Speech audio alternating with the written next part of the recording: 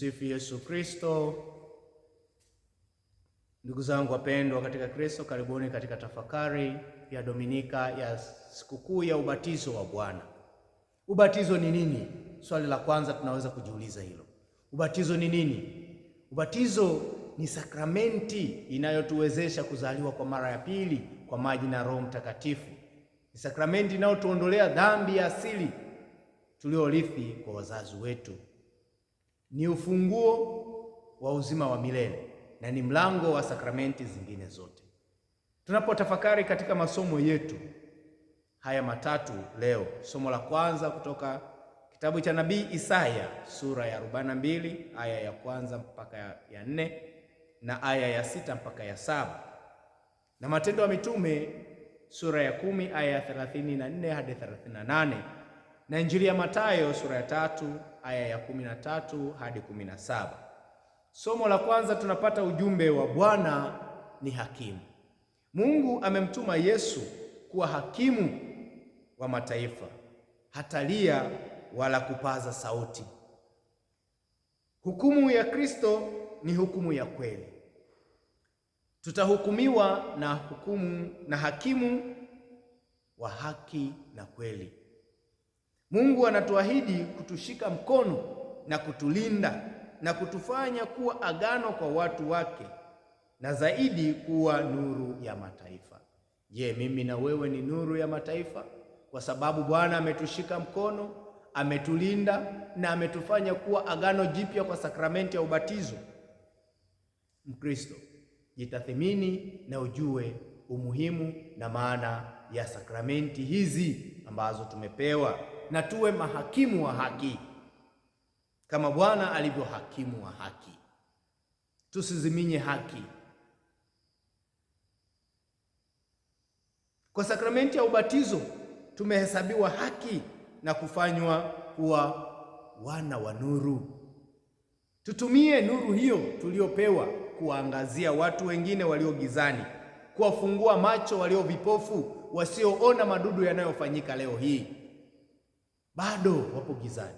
Tuwafungue hao walio gizani, tuwatoe walio magerezani, tuweke nje waweze kushuhudia mambo yanavyokwenda kinyume kabisa na utaratibu na mpango wa Mwenyezi Mungu, tena bila haki.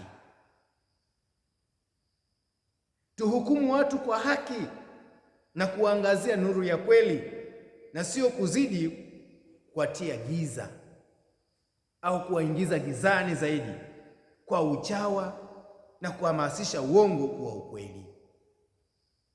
Tumwombe Mungu atusaidie. Sisi kama Wakristo tusikubali kutumika vibaya na tusikubali kuvurugwa na kugawanywa ovyo ovyo kwa sababu ya makundi yanayojitokeza kujiita Wakristo wa Katoliki. Sisi hatuwezi kufanya mambo hayo. Wakatoliki ni wastaarabu, ni watu wa kimya, ni watu ambao wana mipangilio mizuri. Hata neno likitoka ni neno lililo na mpangilio mzuri, na linakuwa kweli ni neno la Mungu ambalo Yesu Kristo anabonyea, anasema neno langu ni kama msumeno unaokata kuwili. Ukienda mbele unakata, ukirudisha nyuma unakata. Ndilo neno la Mungu kwa Wakristo.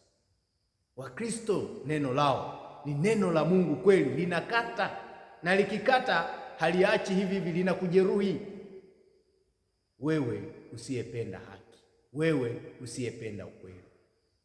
Hukumu kwa hakimu wa haki. Na somo la pili tunapata ujumbe huu: mtu wa haki hukubaliwa na Bwana. Mtu wa haki hukubaliwa na Bwana. Je, wewe ni mtu wa haki? Je, mimi ni mtu wa haki ambaye tunakubaliwa na Bwana?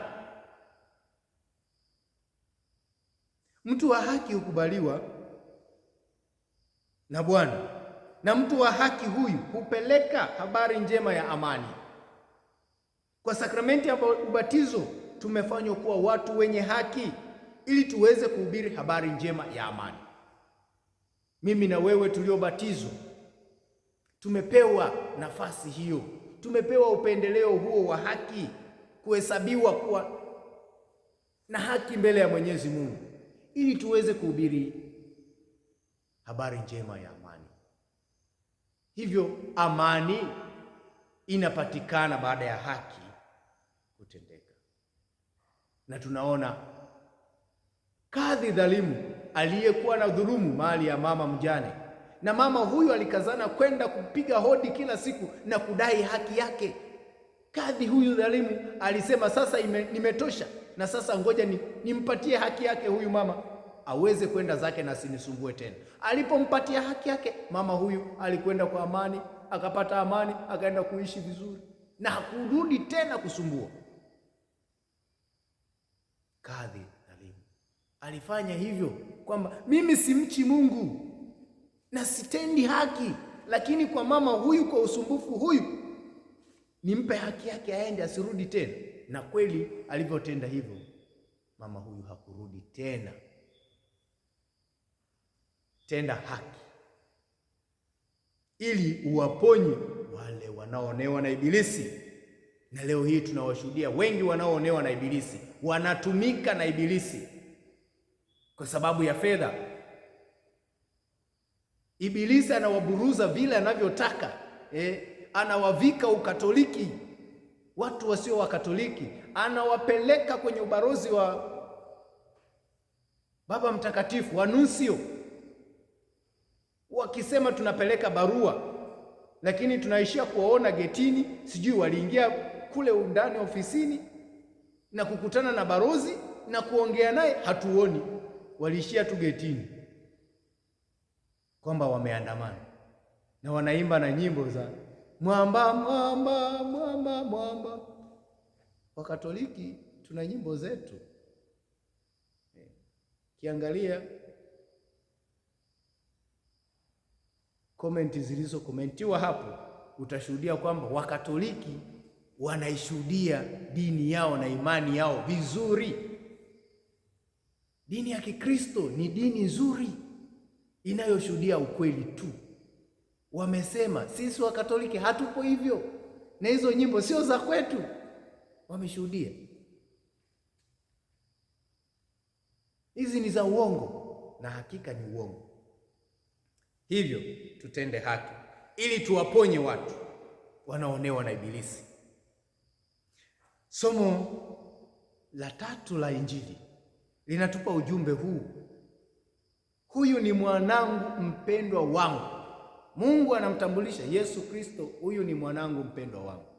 Yesu Kristo anapotokea katika halaiki ambayo Yohana alikuwa anabatiza, naye anatamani kubatizwa.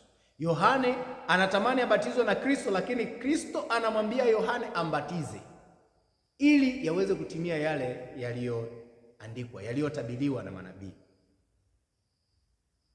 Na ubatizo huu unamtambulisha sasa Kristo kwamba ni mwana mpendwa wa Mungu anayependezwa naye. Kwa hiyo mimi na wewe kama Wakristo tumebatizwa ubatizo huu ambao Kristo alibatizwa, wa kuondolewa dhambi na kufanywa kuzaliwa mara ya pili kwa maji na Roho Mtakatifu. Hivyo tumefanywa kuwa wana wa Mungu sawa na Kristo ambaye alitoa hali ya ubinadamu na akataka kubatizwa kama wale waliokuwa wanabatizwa na Yohane, kwa maji yale yale na kwa nguvu ile ile, lakini yeye hakuwa na haja ya kubatizwa hivyo. Hivyo ndugu zangu, ubatizo wetu utusaidie kweli kutupa neema ya utakaso. Tutakaswe maovu yetu, tutakaswe dhambi zetu, tuoshwe, tuwe agano jipya la habari njema inayoleta amani, inayotangaza amani, baada ya kupewa haki hiyo na Mwenyezi Mungu. Sisi kama Wakristo wa Katoliki tumepewa haki hiyo. Mimi na wewe umepewa haki hiyo ya kuhubiri habari njema ya amani.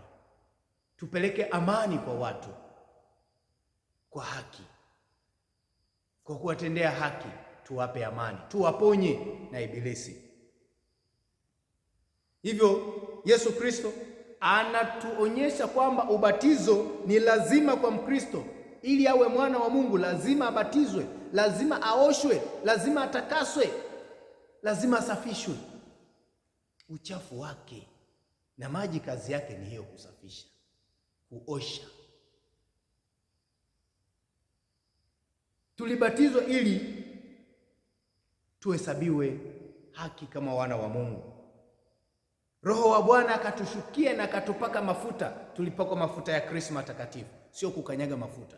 Tulipakwa mafuta ya Krisma takatifu katika paji la uso, lakini pia tulipakwa mafuta katika kifua chetu, mafuta ya wakatekumeni, mafuta ya uteuzi wa kuwa taifa, wa kuingizwa katika taifa la wana wa Mungu. Tuliteuliwa na tukapakwa sasa Krisma takatifu kutangazwa. Nimemkuta Daudi mtumishi wangu mwema, nikampaka mafuta, sio nikamkanyagisha mafuta, nikampaka mafuta ili aihubiri habari njema. Na mkono wa Mungu uwe naye daima.